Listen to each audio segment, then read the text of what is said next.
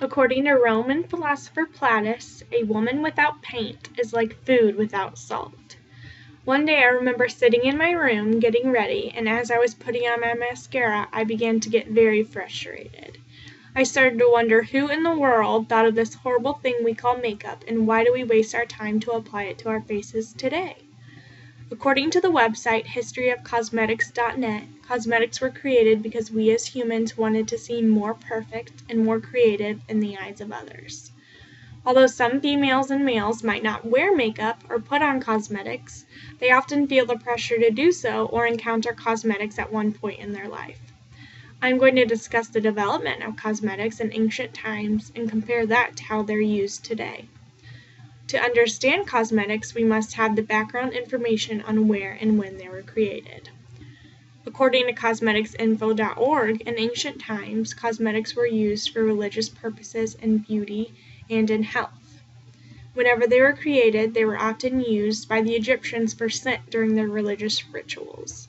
Not only did they use the oil for rituals, but also as a way to hide their body odor.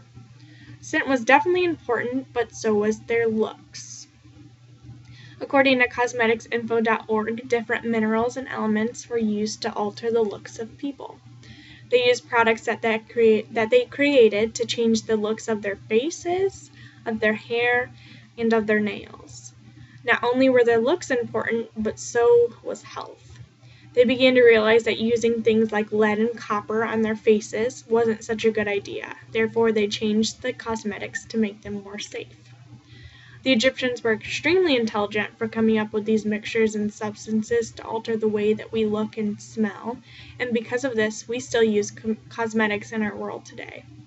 A lot has changed from the ancient world to the 20th century, including cosmetics.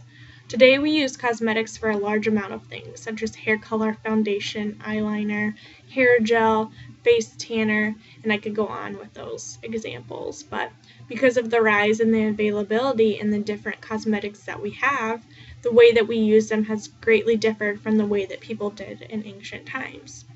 Years ago, Egyptians didn't have the products, education, or the technology that we have today to come up with the cosmetics. If they did have those tools that we have, though, to create these cosmetics, I can assure you that they would have the amount of products that we use today. Now, as I come to a close, I hope you understand how cosmetics have evolved and why they exist today.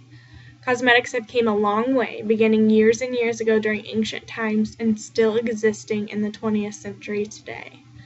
Even if you don't use cosmetics, hopefully now you can understand their origin and why they're put to use. Without cosmetics, we would lose our sense of self and our sense of creation that we can create with them. Without our sense of self and creation, how would we tell the difference between you and I?